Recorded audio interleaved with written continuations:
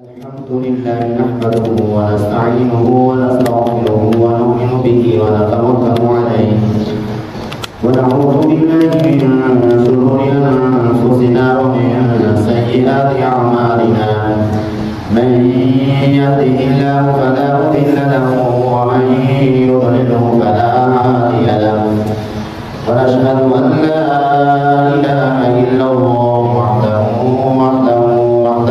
لا شريك له واشهد أن محمدا عبده ورسوله أما بعد فأعوذ بالله من الشيطان الرجيم بسم الله الرحمن الرحيم وعهدنا إلى إبراهيم وإسماعيل أن طهرا بيتي للطائفين والعاكفين والركع السجود عن عائشة قالت أن النبي صلى الله عليه وسلم كان يعتكف العشر الأواخر من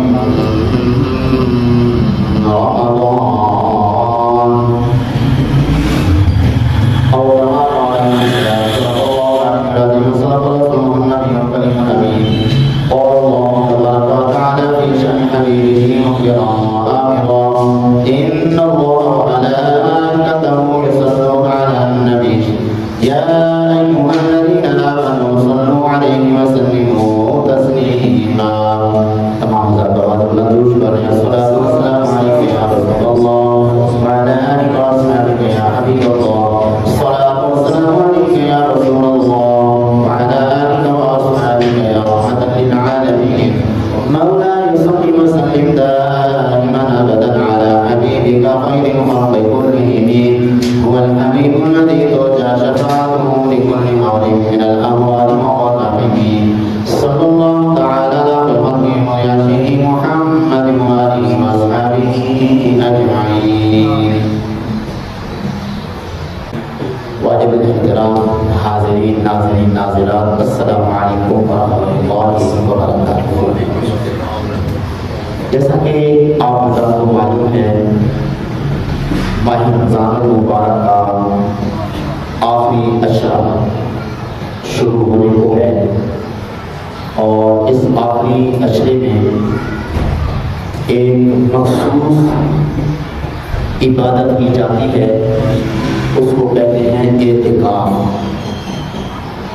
یہ جو اعتکاف ہے اس کی اہمیت، اس کے کچھ مسائل اور یہ کہ کتنی پرانی یہ عبادت ہے اس بارے میں آج چند باتیں گزارش کرتے ہیں. دعا فرمائے اللہ حق کہنے کی توفیق عطا فرمائے، ہم سب کو اس پر عمل پیدا ہونے کی بھی توفیق عطا فرمائے.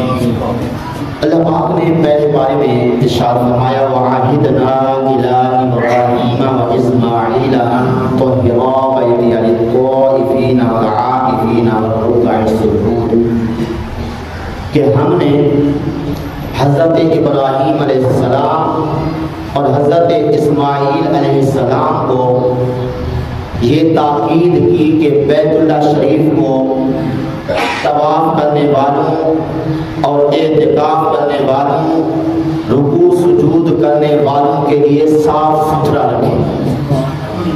تو اس آیت مقدسہ سے کئی باتیں معلوم ہوئی. ایک تو یہ کہ بیت اللہ شریف کو صاف اور ستھرا رکھنے کا اللہ پاک نے اپنے جلیل القدر دو نبیوں کو تاکید فرمائی کہ بیت اللہ شریف کو صاف ستھرا رکھنا ہے. معلوم ہوا کہ بیت اللہ شریف کو صاف ستھرا رکھنا ضروری، اسی طرح بیت اللہ شریف کے علاوہ جتنے اللہ کے گھر ہیں مساجد ان کو بھی صاف ستھرا رکھنا ضروری ہے. کس لیے آگے اس کی بھی وضاحت فرمائی. جو اعتکاف کرنے والے ہیں ان کے لیے بھی، طواف کرنے والے ہیں ان کے لیے بھی، اور نماز پڑھنے والوں کے لیے بھی. گویا اللہ پاک نے اعتکاف کرنے والوں کے اعزاز اور ان کی خدمت کے متعلق تاکید فرمائی ہے حضرت ابراہیم علیہ السلام اور حضرت اسماعیل علیہ السلام کو.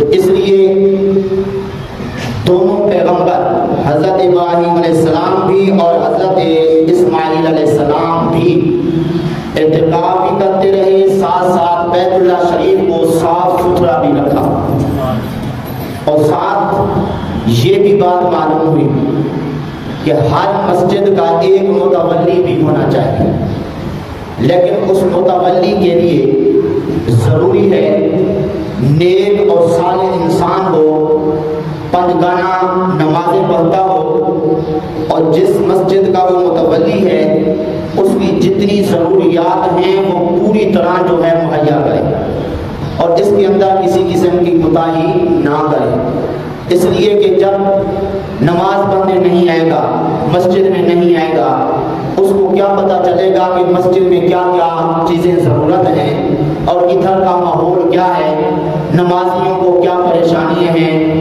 اور کن کن چیزوں کی ضرورت ہے۔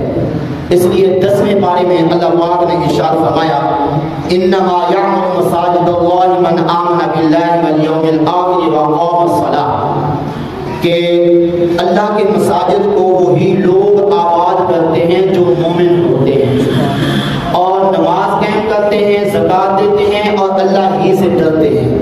تو معلوم ہوا کہ مسجد کا متولی ضروری تو ہے، لیکن اس متولی کے لیے کیا ضروری ہے؟ ایک تو وہ مومن ہو، مومن کے ساتھ ساتھ وہ نمازی پرہیزگار ہو، اللہ تعالیٰ کا دل کے اندر ڈر رکھتا ہو۔ تو بہرحال مسجد کا متولی ہونا اور اس کا نیک اور صالح ہونا اور مسجد کی جتنی ضروریات ہیں پورے طریقے سے ان کو پورا کرنا جو ہے یہ متولی کے لیے کیا ہے؟ ضروری ہے۔ اور فرمایا بیت اللہ شریف ہو یا کوئی بھی اللہ کی مسجد ہو، اللہ کا گھر ہو، ان سب کو صاف ستھرا رکھنا ہے۔ کن کے لیے؟ طواف کرنے والوں کے لیے اور اعتکاف کرنے والوں کے لیے اور نماز پڑھنے والوں کے لیے۔ تو بیت اللہ شریف میں تو ماشاءاللہ طواف بھی ہوتا ہے، باقی مساجد میں طواف نہیں ہوتا، نماز ہوتی ہے، اعتکاف ہوتا ہے۔ تو اس لیے ہر مسجد کو حکم ہے کہ صاف ستھرا رکھا جائے۔ اگر یہ مسجد کے متولیان کو آرڈر ہے کہ وہ مسجد کو صاف ستھرا رکھیں، تو اس طرح اعتکاف کرنے والے جو لوگ ہیں ان کے لیے بھی یہی حکم ہوگا کہ وہ مسجد کی صفائی اور ستھرائی کا خیال رکھیں، اور اس طرح کھانے وانے کھا کے مسجد کو آلودہ نہ کریں، بلکہ جو مسجد کے آداب ہیں ان کو ملحوظ خاطر رکھیں۔ اور ساتھ یہ بھی بات معلوم ہوئی کہ اعتکاف جو ہے یہ اللہ تعالیٰ کی عبادت ہے اور اس کے ذریعے بندے کو اللہ کا قرب حاصل ہوتا ہے۔ نماز کے ذریعے بھی قرب حاصل ہوتا ہے، اعتکاف کے ذریعے بھی، لیکن اعتکاف کا ایک مقصد ہے۔ وہ کیا مقصد ہے؟ مسجد میں اعتکاف کی نیت سے جو بیٹھے گا وہ یوں سمجھے مسجد میں بیٹھ کے اعتکاف کی صورت میں کہ جس طرح کوئی بندہ اپنا مقصد کسی کے در پہ لے جاتا ہے، جب تک وہاں سے اس کا مقصد پورا نہ ہو اس در سے اٹھتا نہیں ہے، اسی طرح اللہ کی بارگاہ میں جو اعتکاف کے لیے مسجد میں بندہ بیٹھتا ہے وہ یہ مقصد رکھے کہ جب تک میرا رب مجھے بخشے گا نہیں، جب تک میرا رب راضی نہیں ہوگا میں ادھر سے اٹھوں گا نہیں۔ اب یہ جو بخشش مانگ رہے ہیں، اللہ تعالیٰ کو راضی کرنا ہے، یہ کھانے وانے سے کوئی تعلق نہیں رکھتا۔ بعض مساجد میں اس گناہگار کی آنکھوں نے دیکھا ہے کہ بکرے چلتے ہیں، مرغیاں چلتی ہیں، جبکہ آگے پیچھے گھر میں شاید کھانے کے لیے دال بھی نہ ملتی ہو۔ تو مسجد کے اندر اعتکاف کے لیے بیٹھتے ہی اس لیے ہیں کہ کھانا وانا اچھا ملے گا اور اس طرح لنگر جو ہے وہ اچھا ملے گا۔ وہ کھا پی کے بجائے اس کے کہ وہ نمازیں پڑھیں، کوئی ذکر و اذکار کریں، ماشاءاللہ وہ ساری رات کھا پی کے سوتے ہیں، دن کو بھی سوتے ہیں جی ماشاءاللہ ابھی ہمیں ٹائم ہی سونے کا ملا ہے جناب، آگے پیچھے تو ہم کام ہی کرتے رہتے ہیں، یہ 10 دن ہمارے آرام کے ہی ہیں، روزہ رکھ لیا بس ٹھیک ہے آرام ہی کرنا ہے۔ تو یاد رکھیے اعتکاف کا یہ مقصد نہیں ہے، کھانا پینا مقصد نہیں ہے، بلکہ جتنا گھر میں کھاتے ہیں اعتکاف کے لیے جب مسجد میں آ جائیں اس سے کم کھائیں تاکہ زیادہ سے زیادہ اللہ تعالیٰ کی عبادت کر سکیں، ذکر و اذکار کر سکیں۔ تو بہرحال اعتکاف قرآنی عبادت ہے، حضرت ابراہیم علیہ السلام نے کیا اور حضرت اسماعیل علیہ السلام نے کیا اور باقی انبیاء علیہ السلام اور ان کی امتوں نے یہ اعتکاف کیا۔ تو اس لیے بڑے خوش نصیب ہیں وہ لوگ جن کو اعتکاف کرنے کا موقع ملتا ہے، ٹھیک ہے نا۔ ہر بندے کے نصیب کی بات نہیں ہوتی، بہت سارے لوگ ہیں خواہش رکھتے ہیں لیکن مجبوری کے تحت اعتکاف کر نہیں سکتے۔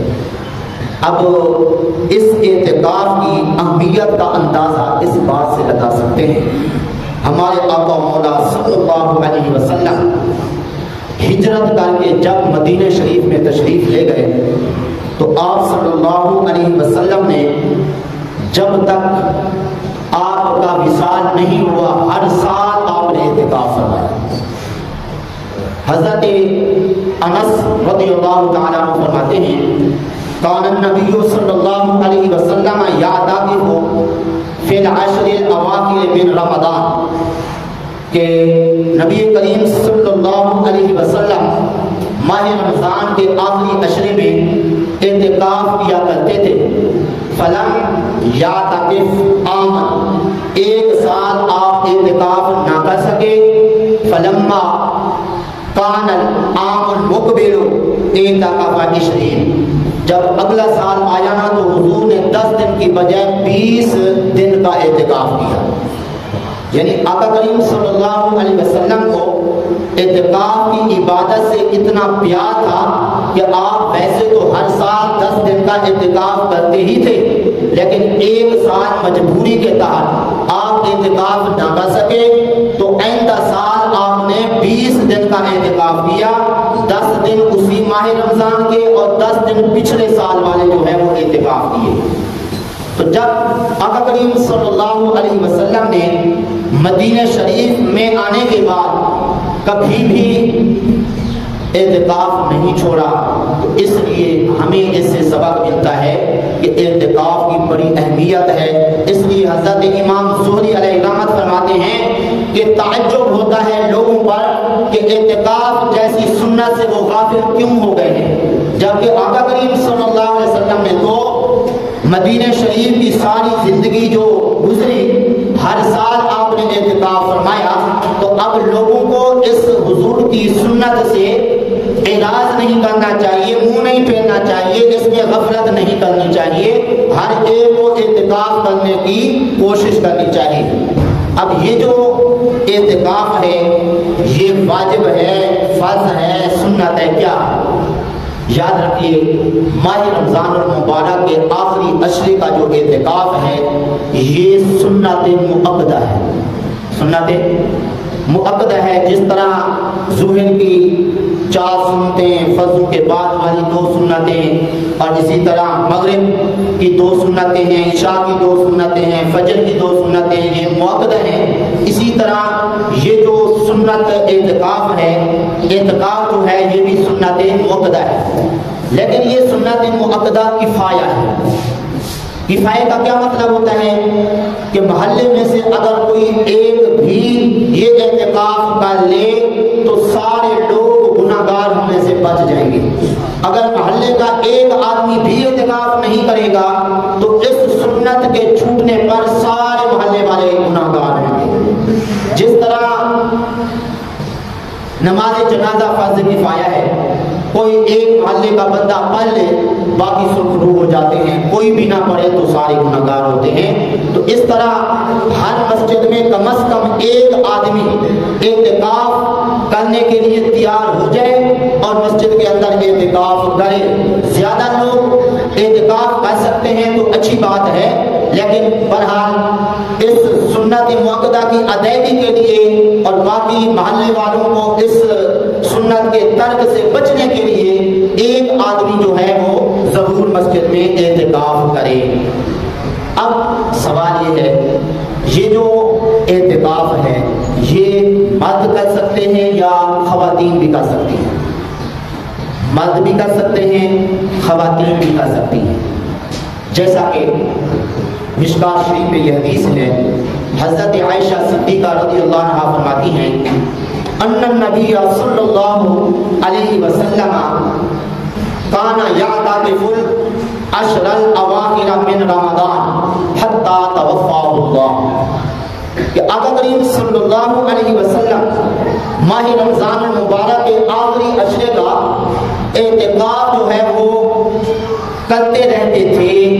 کب تک؟ فرمایا جب تک خالق حقیقی سے نہیں جا ملے، یعنی جب تک آپ اس دنیا میں حیات رہے تو آپ ہر سال اعتکاف کرتے رہے. ثم اعتکف ازواجہ من بعدہ، آقا کریم صلی اللہ علیہ وسلم کے اپنے خالق حقیقی سے جا ملنے کے بعد آپ صلی اللہ علیہ وسلم کی ازواج مطہرات اعتکاف کرتی رہی. تو پتہ چلا خواتین جو ہیں وہ بھی اعتکاف کر سکتی ہیں. کیوں؟ کہ آقا کریم صلی اللہ علیہ وسلم کی ازواج مطہرات امہات المؤمنین اعتکاف کرتی رہی. لیکن یہ اعتکاف جو ہے عورتوں کو کہاں کرنا چاہیے؟ گھر کے اندر کرنا چاہیے یا مسجد کے اندر کرنا چاہیے؟ ازواج مطہرات نے مسجد میں اعتکاف نہیں کیا. وہ پاکیزہ دور تھا، پاکیزہ زمانہ تھا، تو اس وقت بھی مسجد میں امہات المؤمنین نے اعتکاف نہیں کیا، اس لیے کہ پردے کی بڑی اہمیت ہے. تو آج کل کا جو نازک دور ہے، قیامت کی کئی نشانیاں ظاہر ہو چکی ہیں، تو اس دور میں مسجد میں جا کے اعتکاف کرنے کی کہاں اجازت ہو سکتی ہے؟ اعتکاف کرنا ہے ازواج مطہرات کی سنت پر عمل کرتے ہوئے گھر کے اندر خواتین جو ہیں وہ اعتکاف کریں. اس لیے کہ گھر کے اندر اعتکاف کرے گی تو اس کا جتنا ثواب ہے وہ مسجد میں آ کر اعتکاف کرنے کا نہیں ملے گا. وہ کیا ثواب ہے؟ ابو داؤد شریف کی حدیث ہے جس کا یہ مفہوم ہے کہ جو عورت اپنے گھر کے صحن میں نماز پڑھتی ہے، یعنی پردے کا اہتمام کرتے ہوئے اپنے گھر کے صحن میں نماز پڑھتی ہے، اسے مسجد نبوی شریف میں نماز پڑھنے کا ثواب ملتا ہے. یعنی اتنی شان ہے عورت کے گھر میں پردہ داری کا لحاظ کرتے ہوئے. تو فرمایا کہ گھر کے صحن میں اگر نماز پڑھے گی مسجد نبوی شریف میں نماز پڑھنے کا اس کو ثواب ملے گا، اور اگر وہ اپنے گھر کے برآمدے میں نماز پڑھے گی صحن میں نماز پڑھنے سے زیادہ اس کو ثواب ملے گا. اگر برآمدے کی بجائے وہ اپنے کمرے کے اندر حال میں وہ نماز پڑھے گی اسے برآمدے میں نماز پڑھنے سے زیادہ ثواب ملے گا. تو اس طرح یہ تو نماز پڑھنے کا اتنا ثواب ہے عورت کے لیے گھر کے اندر وہ پردے کا اہتمام کرے، تو اسی طرح اعتکاف بھی اگر وہ گھر میں کرے گی تو اس کو ماشاءاللہ بہت بڑا ثواب جو ہے وہ حاصل ہوگا. تو اس لیے کوشش کی جائے اپنے گھر والوں کو تیار کیا جائے اس اعتکاف کی عبادت کے لیے، اور خاص طور پہ ان کو کہا جائے کہ گھر کے اندر ہی اعتکاف کریں. اب گھر کے اندر اعتکاف کرنے کے لیے کیا کوئی جگہ مقرر کرنا ضروری ہے یا جگہ مقرر کیے بغیر بھی اعتکاف ہو جائے گا؟ یاد رکھیے گھر کے اندر ایک مسجد ہوتی ہے، اس کو کہتے ہیں مسجد بیت. آقا کریم صلی اللہ علیہ وسلم کے صحابہ اپنے گھر کے اندر مسجد بیت بناتے، یعنی ایک جگہ مقرر کرتے جس میں خواتین بھی نماز پڑھتی تھیں، اعتکاف بھی کرتی، اور ساتھ ساتھ مرد حضرات جو ہے وہ بھی اس مسجد بیت کے اندر یعنی گھر کے اندر جو مسجد نماز کے لیے مقرر کرتے، جگہ مقرر کرتے، اس میں نماز پڑھا کرتے تھے. لیکن بعض صحابہ نے مسجد جو گھر کے اندر بناتے نا، یعنی نماز پڑھنے کے لیے جو جگہ مقرر کرتے، پہلے حضور کو جا کے عرض کرتے آقا آپ تشریف لے چلیں، ایک جگہ پہ آپ نماز پڑھ لیں تو وہ ہمارے لیے مسجد ہو جائے گی. اس کے بعد آپ کے وہاں پہ با برکت قدم لگنے کی وجہ سے ہم وہاں پہ نماز پڑھا کریں گے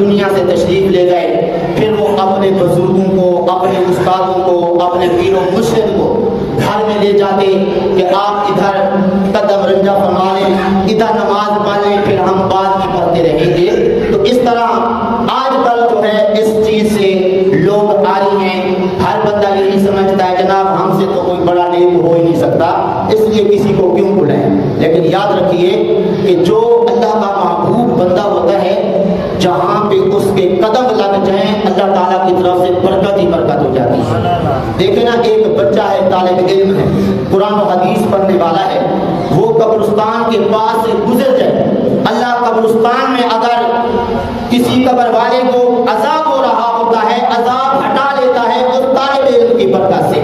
اب طالب علم کی برکت سے قبر کا عذاب اٹھ جاتا ہے، تو اس طالب علم کو جو پڑھانے والا ہے اس کی کتنی بڑی شان ہوگی، اور اللہ تعالیٰ کے ولی کی کتنی بڑی شان ہوگی۔ تو بہرحال گھر کے اندر ایک جگہ پہلے سے مقرر کر لینی چاہیے جہاں پہ گھر والے جو ہے وہ نماز پڑھا کریں۔ یاد رکھیے فرض نماز مسجد کے اندر پڑھنا ہے، جو سنتیں اور نوافل ہیں ان کو گھر میں پڑھنا سنت ہے، ٹھیک ہے۔ تو لوگ آج کل اگر ہم کو بتایا بھی جائے تو آگے سنت رسول سننے، اس پر عمل کرنے کی بجائے فتوے لگانے شروع کر دیتے ہیں۔ جی ان مولویوں کو تو بڑی جلدی ہوتی ہے، اب ہمیں مسجد میں نماز نہیں پڑھنے دیتے۔ مسجد میں نماز پڑھنے سے کون روک سکتا ہے؟ اگر کوئی کہہ رہا ہے تو اس کا مقصد یہ ہے کہ حضور کی سنت میں عمل ہو جائے۔ حضور جو نماز سنت نوافل گھر میں پڑھتے تھے، تو اس طرح اگر کوئی مولوی صاحب، کوئی مؤذن کہتا ہے بھی سنتیں اور نوافل تم گھر میں جا کے پڑھو، تو یہ ایک قسم کا فائدہ بیان ہو رہا ہے اور ایک رہنمائی ہو رہی ہے، اس کے اندر اس کا اپنا فائدہ ہے۔ کیا فائدہ ہے آپ سن چکے، آقا کریم صلی اللہ علیہ وسلم نے فرمایا جو فجر کی سنتیں گھر میں پڑھ لیتا ہے، فرض مسجد میں آ کے پڑھتا ہے، اس صورت میں اگر وہ بے روزگار ہو اللہ اسے وسیع اور حلال رزق عطا فرماتا ہے۔ گھر کے اندر جھگڑا فساد ہو، اولاد نافرمان ہو، بیوی نافرمان ہو، گھر کے اندر کسی بھی قسم کے جھگڑے ہوں، فجر کی سنتیں گھر میں پڑھ لینے کی برکت سے، اس سنت پر عمل کرنے کی برکت سے اللہ وہ جھگڑے ختم فرما دیتا ہے۔ اور مین فائدہ، جو سب سے بڑا فائدہ جو مسلمان سمجھتا ہے وہ کیا ہے؟ خاتمہ بالخیر ہونا۔ فرمایا فجر کی سنتیں گھر میں پڑھنے کی برکت سے اس کا خاتمہ بالخیر ہوگا۔ اب دیکھیں مولوی صاحب نے بتایا ہے، مؤذن صاحب نے بتایا ہے کہ تم نفل اور سنتیں گھر میں جا کے پڑھو، تو ایک فائدے کی بات یہ ہے نا۔ تو اس طرح سنت بتانے والے پہ چڑھائی نہیں کر دینی چاہیے، الٹا شکریہ ادا کرنا چاہیے کہ آپ نے کرم بخشی فرمائی ہے، چلو ہمیں یہ سنت بتا دی ہے۔ تو بہرحال گھر کے اندر مسجد بیت ہونی چاہیے، نماز کے لیے ایک جگہ مقرر ہونی چاہیے۔ اگر گھر میں بالفرض مسجد مقرر نہیں ہے، جگہ مقرر نہیں ہے نماز کے لیے، تو اعتکاف کے لیے پھر جگہ مقرر کرنا لازمی ہوگی۔ اگر بغیر جگہ مقرر کرنے عورت نے اعتکاف کیا تو اس کا اعتکاف نہیں ہوگا، یعنی اس کو جو سنت اعتکاف ہے وہ نہیں ہوگا اور اس کا ثواب اس کو نہیں ملے گا۔ اب کتنی جگہ مقرر کر لینی چاہیے اس کی اپنی مرضی ہے، 2 مصلی کی جگہ مقرر کر لے، 4 کی جگہ کر لے، 1 مصلی کی جگہ مقرر کر لے جہاں پہ سو بھی سکے۔ تو اس طرح وہ جگہ مقرر کر لینا جو ہے اعتکاف کرنے کے لیے خواتین کے لیے ضروری ہے۔ اس لیے یہ مسئلہ گھر میں ضرور بتائیں، اعتکاف کرنا ہے جس کمرے کے اندر بھی کرنا ہے اس کا احاطہ کر لیا جائے اور اس طرح جگہ مقرر کر لی جائے۔ 2 4 کی جگہ ہے، 4 کی ہے، تو اس طرح وہ جگہ مقرر کر لے اور وہاں پہ جو ہے وہ اعتکاف کرے۔ اب اگر وہ مقرر شدہ جگہ سے باہر بلا وجہ نکلی، اس صورت میں اس کا اعتکاف جاتا رہے گا۔ اسی طرح مسجد میں جو لوگ اعتکاف کرتے ہیں بلا وجہ اگر مسجد سے باہر نکل گئے، اس صورت میں ان کا اعتکاف جو ہے وہ ٹوٹ جائے گا، تو اس کی پھر کیا کرنی پڑے گی؟ قضا کرنی پڑے گی۔ اب سوال یہ ہے اعتکاف اگر ٹوٹ جاتا ہے، چاہے وہ عورت کا اعتکاف ہو چاہے مرد کا اعتکاف ہو، ٹوٹ جائے تو کیا پھر 10 دنوں کا ہی اعتکاف اس کو کرنا پڑے گا؟ جس طرح 4 فرض شروع کیے تھے اور نماز توڑ دی تو اس کو 4 فرض ہی ادا کرنے پڑتے ہیں، اسی طرح سنتیں شروع کی توڑ دی تو اس کو وہ جتنی سنتوں کی اس نے نیت کر رکھی تھی وہ سب اس کو ادا کرنی پڑے گی. تو کیا سنت اعتکاف جو ہے آخری عشرے کا اعتکاف جو ہے کسی نے توڑ دیا تو کیا اس کو 10 دنوں کا ہی اعتکاف کرنا پڑے گا؟ نہیں. اگر ایک دن کا اعتکاف ٹوٹا ہے تو ایک دن کا اعتکاف کرنا پڑے گا. 5 دنوں کے اعتکاف کو توڑا ہے تو 5 دنوں کا اعتکاف ہی کرنا پڑے گا. اگر 10 دنوں کا اعتکاف ہی توڑا ہے تو پھر 10 دنوں کا ہی اعتکاف جو ہے وہ کرنا پڑے گا. دیکھیے کتنی آسانی ہے ہماری شریعت میں کہ 10 دنوں کے اعتکاف کے لیے کوئی بندہ بیٹھا, اگر آخری دن جو ہے کسی وجہ سے اس نے اعتکاف توڑ دیا تو اسی آخری دن یعنی ایک دن کا ہی اسے اعتکاف کرنا ہوگا. 10 دنوں کا اعتکاف کرنے کی اس کو ضرورت نہیں ہے. اور ساتھ یہ کہ یہ جو اعتکاف ہے یہ ٹوٹتا کیسے ہے, اس کے لیے ابھی میں نے عرض کی ہے جو اعتکاف کا احاطہ ہے, مسجد میں جو اعتکاف بیٹھا ہے مسجد کی جتنی بھی جگہ ہے, اندر والا ہال ہے, برآمدہ ہے, باہر صحن ہے, یہ سارا اس کے لیے اعتکاف گاہ ہے. لیکن عورت کے لیے اعتکاف کی جگہ وہی ہوگی جو اس نے مقرر کر رکھی ہے. تو اس طرح اگر کوئی مسجد سے باہر نکل جائے اس کا اعتکاف ٹوٹ جائے گا. عورت اپنے اس احاطہ سے باہر نکلے گی بلا وجہ تو اس کا اعتکاف ٹوٹ جائے گا. اب عذر کیا ہے مسجد سے باہر جانے کے لیے یا گھر کے اندر جو اعتکاف کی جگہ مقرر کی ہے اس سے باہر جانے کی جی کیا مجبوری ہے, عذر کیا ہے؟ گھر کے اندر عذر کیا ہوتا ہے کہ جو واش روم ہے وہ الگ ہے اور اس طرح واش روم کرنے کے لیے جانا پڑتا ہے, تو یہ ایک عذر ہے. ٹھیک ہے. اور اسی طرح اگر گھر کے اندر عورت ہے اعتکاف کے لیے جگہ تو مقرر کر لی ہے لیکن اس کو کوئی کھانا وانا دینے والا کوئی نہیں ہے, تو وہ اس طرح کچن کے اندر جا کے وہ سالن بھی لے سکتی ہے, روٹی بھی لے سکتی ہے, لیکن ادھر بیٹھ کے نہیں کھائے گی, اعتکاف والی جگہ پہ ہی آ کر بیٹھ کے کھائے گی. ٹھیک ہے. اسی طرح اگر کوئی جامع مسجد نہیں ہے تو کوئی اعتکاف بیٹھا ہوا ہے, نماز جمعہ فرض ہے, نماز جمعہ کے لیے جانا جو ہے کسی مسجد میں یہ عذر ہے. تو اس طرح اگر غیر جامع مسجد کے اندر اعتکاف کرنے والا ہے وہ نماز جمعہ پڑھنے کے لیے جا سکتا ہے, یہ اس کے لیے عذر ہے. لیکن اس کے لیے شرط یہ ہے کہ اتنا دیر پہلے جائے جامع مسجد میں کہ جا کے وہ 4 سنتیں پہلے جمعے کی, اس کے بعد جو ہے وہ جماعت کھڑی ہو جائے نماز جمعہ پڑھ کے, اس کے بعد جو ہے وہ اپنی اس اعتکاف گاہ والی مسجد کے اندر جو ہے وہ چلا جائے. تو اس طرح بعض اوقات ایسا بھی ہوتا ہے مسجد کے اندر جو اعتکاف بیٹھا ہوتا ہے اس کو بھی کھانا پہنچانے والا کوئی نہیں ہوتا, اگر وہ گھر میں جا کے اپنا کھانا لے آئے تو اس کی بھی اجازت ہے کیونکہ مجبوری ہے کوئی کھانا لانے والا نہیں ہے.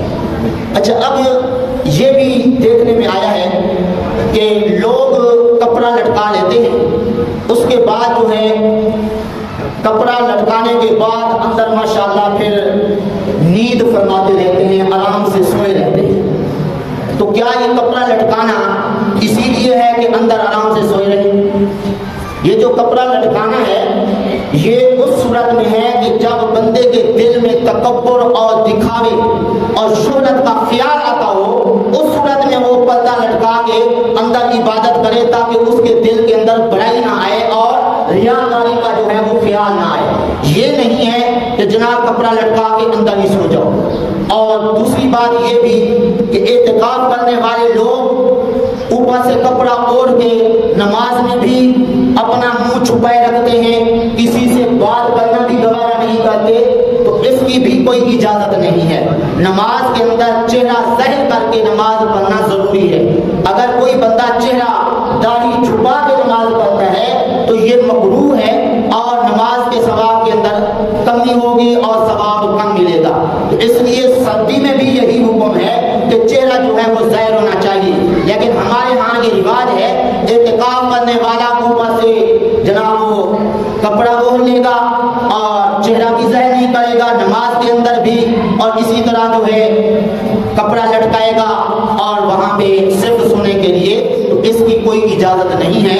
خاص طور پہ نماز پڑھتے وقت جو ہے چہرہ ظاہر کر دینا چاہیے اور کپڑا جو ہے چہرے سے ہٹا لینا چاہیے۔ اس کے علاوہ کیا کسی سے اعتکاف والا بات بھی کر سکتا ہے یا نہیں؟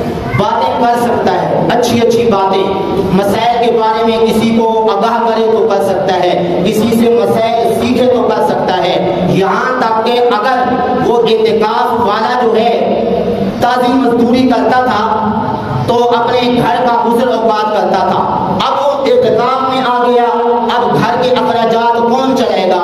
تو اگر مسجد میں بیٹھے ہوئے تجارتی سامان مسجد میں نہ رکھے، اگر رکھے تو تھوڑی سی جگہ جو ہے وہ گھیر لے، وہیں پہ تھوڑا سا سامان رکھ کے اگر مسجد میں رہتے ہوئے اس سامان کو بیچتا رہے تاکہ اس کے بال بچوں کا گزر اوقات کرتا رہے تو شرعی طور پہ اس کی اجازت ہے۔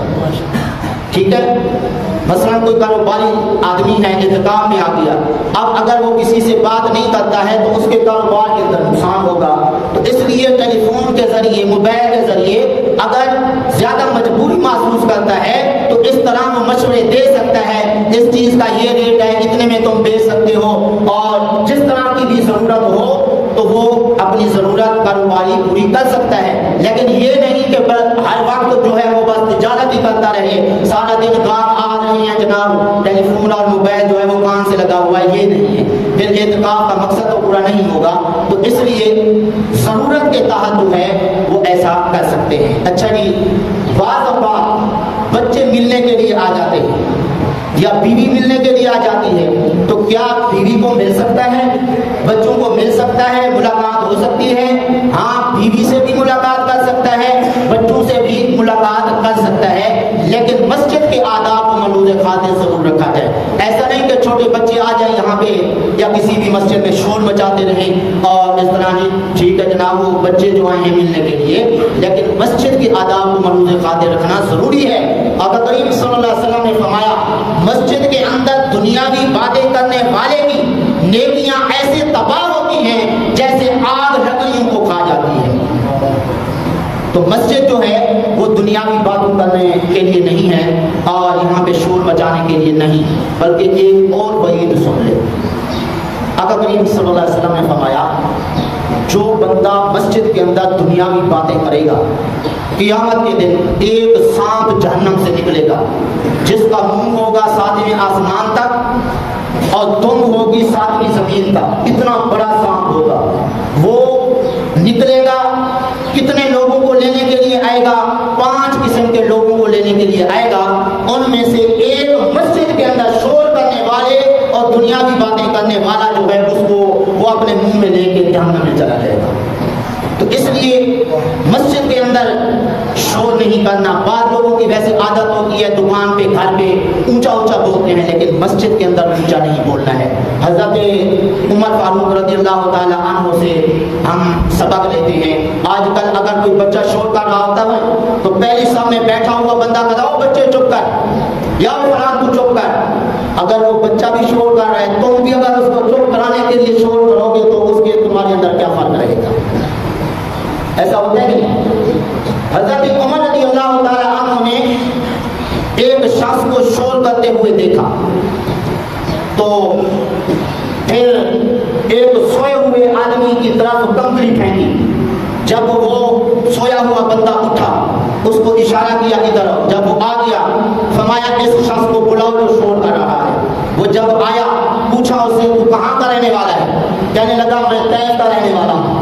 میں اگر تو ادھر رہنے والا ہوتا نا میں تجھے مزہ چکھاتا کہ کس طرح مسجد کے اندر شور کیا جاتا ہے، یعنی تجھے مسجد کے آداب کا پتہ نہیں ہے اس لیے ہم تجھے معافی دے رہے ہیں۔ اگر تجھے پتہ ہوتا نا مسجد میں شور کرنے کا گناہ ہے تو پھر ہم مزہ چکھاتے تمہیں۔ تو اب حضرت عمر نے وہیں پہ دروازے پہ کھڑے ہو کے آواز نہیں دی تھی تم ادھر آؤ، بلکہ ایک سوئے ہوئے شخص کی طرف کنکری پھینکی، اس کو فرمایا اس کو میرے پاس بلاؤ، جس سے پتہ چلا اگر کوئی بندہ شور کر رہا ہے، کوئی بچہ شور کر رہا ہے، اس کو آواز دینے کی بجائے یا تو اس کے پاس چلے جاؤ اس کو چپ کرواؤ یا کسی اور کو اشارہ کرو کہ بھئی اس کو کہو یہ چپ کر جائے۔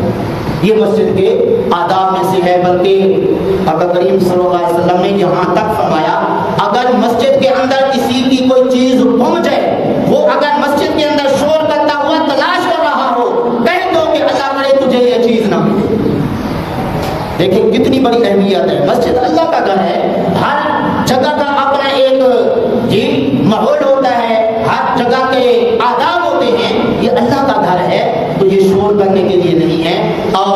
دنیاوی باتیں کرنے کے لیے نہیں ہے۔ حضور نے فرمایا ایک زمانہ آئے گا لوگ دنیاوی باتیں کریں گے۔ حضور پھر ہمیں کیا حکم ہے؟ فرمایا تم ان کے ساتھ نہ بیٹھو، تو مسجد کے اندر باتیں کریں تو ان کے ساتھ نہیں بیٹھے، یہ حضور کا فرمان ہے جی۔ تو اب وہ لوگ جو مسجد میں دنیاوی باتیں کریں، شور کریں، تو کتنے برے لوگ ہیں جن سے حضور نے بیٹھنے سے بھی منع فرمایا۔ تو بہرحال میں عرض کر رہا تھا کہ اعتکاف کرنے والوں کے لیے یہ ہدایت ہے، مسجد کے اندر شور بھی نہیں کریں، اور اگر گھر والے ملنے کے لیے آئیں ان کو مل بھی سکتے ہیں لیکن شور نہیں کرنا۔ اس کی دلیل جی بیوی بھی مل سکتی ہے، بچے بھی مل سکتے ہیں۔ ابن ماجہ شریف کے اندر حدیث ہے، آقا کریم صلی اللہ علیہ وسلم کی زوجہ محترمہ آپ جب اعتکاف میں تھے تو ملاقات کے لیے آئیں۔ جب ملاقات ہو گئی آپ صلی اللہ علیہ وسلم ان کو چھوڑنے کے لیے دروازے پر گئے۔ دو انصاری آدمی گزر رہے تھے، تو آپ صلی اللہ علیہ وسلم نے جب وہ گزر گئے نا تو فرمایا میرے صحابہ یہ میری بیوی ہے۔ تو وہ سن کر کہنے لگے آقا ہم کیا آپ کے بارے میں غلط گمان کرتے؟ جی آپ ہمارے آقا ہیں، ہم کہاں آپ کے بارے میں غلط سوچ سکتے ہیں؟ حضور نے ان کو کیوں فرمایا کہ شیطان دل میں ڈال سکتا تھا کہ محمد صلی اللہ علیہ وسلم نے کسی عورت کو دروازے پر کھڑا کیا ہوا تھا، اس لیے حضور نے وہ آنے والے خیال اور وسوسے کو ختم فرمانے کے لیے ان کو بلا کے فرمایا یہ میری بیوی ہے، تمہارے دل کے اندر جو ہے وہ غلط خیال نہیں آنا چاہیے۔ انہوں نے عرض کی حضور ہم یہ کیسے غلط خیال کر سکتے تھے؟ انہوں نے فرمایا شیطان کسی کا دوست نہیں ہے۔ اگر حضور کے صحابہ سے حضور نے خطرہ محسوس کیا کہ ان کے دل کے اندر غلط خیال آ سکتا ہے، ہم جیسے لوگوں کے لیے جو ہے کتنی بڑی عبرت ہے، ہم جیسے لوگ کیسے غلط خیال سے بچ سکتے ہیں۔ بلکہ میں یہ آپ کو عرض کرتا چلوں ہم لوگ تو جی پر بلا پتہ نہیں کیا کیا سوچتے ہیں، باتیں کرتے ہیں۔ ایک اللہ کے ولی نے دیکھا ایک بندے کو روتا ہوا تو کہا بس یہ دکھاوے کے لیے رو رہا ہے۔ اس اللہ کے ولی کا کہنا ہے 6 مہینے اللہ نے میرے دل سے اپنا ذکر نکال دیا۔ ہم لوگ تو بس جیسے کسی کو دیکھا جو منہ میں آیا جی بول لیا۔ تو اس طرح بعض ایسے گناہ ہوتے ہیں جن کا پتہ نہیں ہوتا، لیکن ان کا نقصان جب ہوتا ہے تو ان نقصانات کا بھی ہمیں پتہ نہیں چلتا، کہتے ہیں جی پتہ نہیں کیا ہو گیا، کون سی غلطی ہم سے ہو گئی اور اتنا ہمارا نقصان ہو رہا ہے۔ تو اس لیے بعض گناہوں کا ہمیں پتہ ہی نہیں ہوتا۔ بہرحال آقا کریم صلی اللہ علیہ وسلم سے آپ کی زوجہ محترمہ ملنے کے لیے آئیں، تو اب بھی کوئی اعتکاف والے کے پاس اس کے گھر والے ملنے آئے لیکن مسجد کے آداب کو ملحوظ خاطر رکھتے ہوئے تو ملاقات ہو سکتی ہے۔ اب یہ ہے کہ مسجد میں جو آخری عشرے کا اعتکاف کرے تو اس کو کیا ثواب ملتا ہے؟ آئیے ذرا توجہ سے سماعت فرمائیے۔ حضرت علی بن حسین رضی اللہ تعالی عنہ اپنے والد گرامی حضرت امام حسین رضی اللہ تعالی عنہ سے روایت کرتے ہیں کہ آقا کریم صلی اللہ علیہ وسلم نے ارشاد فرمایا من اعتکف عشرا فی رمضان کان کحجتین و عمرتین، کہ جو ماہ رمضان المبارک کے آخری عشرے کا اعتکاف کرے گا اسے 2 حج مقبول اور 2 عمرے مقبول کا ثواب ملے گا۔ سبحان اللہ کہہ دینا تو جو اچھی بات سنیں اس پر سبحان اللہ کہنا چاہیے۔ یہ ذرا ذہن نشین فرما لیں، جس محفل کے اندر لوگ سبحان اللہ الحمدللہ اللہ اکبر کہتے رہتے ہیں، ماشاءاللہ کہتے رہتے ہیں، فرشتے اللہ کی بارگاہ میں جا کے عرض کرتے ہیں مولا وہ تیرا فلاں بندہ تیرا نام بلند کر رہا تھا، ماشاءاللہ سبحان اللہ اللہ اکبر کہہ رہا تھا، اللہ فرماتا ہے گواہ ہو جو میں نے اس کو بخش دیا ہے۔ اس لیے ساتھ ساتھ سنتے بھی رہنا چاہیے، اپنی زبان سے بھی ذکر و اذکار کرتے رہنا چاہیے، سبحان اللہ الحمدللہ اللہ اکبر۔ تو بہرحال یہ ہے سنت اعتکاف کا ثواب، کیا 2 حج 2 عمروں کا ثواب ملتا ہے۔ تو غرض یہ ہے کہ اس اعتکاف کا حق ادا کیا جائے۔ اب یہ ہے کہ اعتکاف والا کیا بیمار پوسی کرنے کے لیے جا سکتا ہے، نماز جنازہ کے لیے جا سکتا ہے، یا جو بھی پہلے کام کرتا تھا اب وہ اعتکاف والا کیا جا کے وہ کام کر سکتا ہے؟ نہیں۔ نہ وہ بیمار پوسی کے لیے جا سکتا ہے، نہ نماز جنازہ میں جا سکتا ہے، نہ کسی اور کام کے لیے بلا وجہ باہر جو ہے وہ جا سکتا ہے۔ اگر جائے گا تو اس کا اعتکاف میں نے عرض کیا ٹوٹ جائے گا، اور پھر وہ ثواب سے تو معلوم ہو گیا کہ جی بیمار پوسی کرنے کا بڑا ثواب، اور اسی طرح جو ہے ضرورت مندوں کی ضرورت کو پورا کرنے کے لیے جانا یہ بھی بڑا ثواب۔ کہ آقا کریم صلی اللہ علیہ وسلم نے فرمایا جو بندہ کسی کی ضرورت پوری کرنے کے لیے جائے گا چلے گا، اسے جو ہے فرمایا کہ 10 سال کے اعتکاف کا ثواب ہے۔ یہ یعنی ضرورت پوری کرنے کے لیے۔ اب جناب وہ تو اعتکاف میں بیٹھا ہے، وہ تو پھر نہ جائے گا، وہ تو اس ثواب سے معلوم ہو جائے گا۔ آقا کریم صلی اللہ علیہ وسلم نے فرمایا کہ جو اعتکاف کرتا ہے اس کو باقی نیک عملوں کا ثواب ویسے ملتا رہتا ہے جیسے اس کو کرتا تھا تو اس کو ثواب ملتا تھا۔ اس لیے حضرات گرامی اعتکاف کرنے والوں کے لیے یہ چند باتیں جو گزارش کی ہیں، جو یہاں پہ موجود ہیں وہ بھی ذہن نشین فرما لیا ہوگا ہم نے، اور جو حضرات یہاں پہ نہیں ہیں ان تک جو ہے یہ پیغام پہنچائیں، اور اس طرح اعتکاف جو ہے جو اس کا حق ہے وہ ادا کریں۔ اور اعتکاف کا مقصد کیا ہوتا ہے؟ تھوڑا کھا کے تھوڑا پی کے زیادہ سے زیادہ اللہ کی عبادت کی جائے۔ جس طرح کوئی جا کے دھرنے دیتا ہے نا کسی مقصد کے لیے، مقصد کیا ہوتا ہے کہ یہ میرا کام ہو جائے، تو جب تک وہ کام نہیں ہوتا دھرنا نہیں چھوڑتا ہے، تو یہ اعتکاف والا بھی سمجھو اللہ کی بارگاہ میں دھرنا دے رہا ہے، کہہ رہا ہے میرے مولا جب تک تو مجھے بخشے گا نہیں میں ادھر سے اٹھوں گا نہیں۔ تو اس لیے اعتکاف کے جو تقاضے ہیں انہی کو ملحوظ خاطر رکھا جائے، اور خاص طور پہ جو گھر کے اندر خواتین اعتکاف کریں گی وہ گھر کے اندر جگہ جو ہے وہ ضرور مقرر کریں۔ اللہ تعالیٰ صحیح عمل کی